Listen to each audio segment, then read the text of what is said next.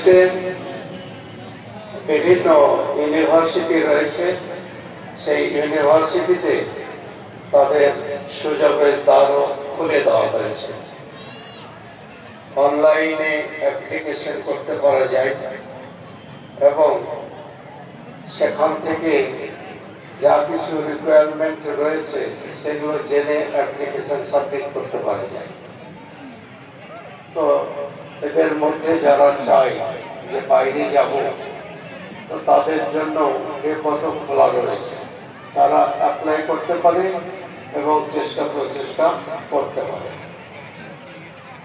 আজকে ছাত্রদের উদ্দেশ্যে বলবো, তোমরা যারা আজকে ফারেক হয়ে অর্থাৎ তোমাদের ফাইনাল ইয়ার সমাপ্ত করলে এবং সার্টিফিকেট তোমরা গ্রহণ করলে, এতদিন পর্যন্ত তোমরা ছাত্র ছিলে।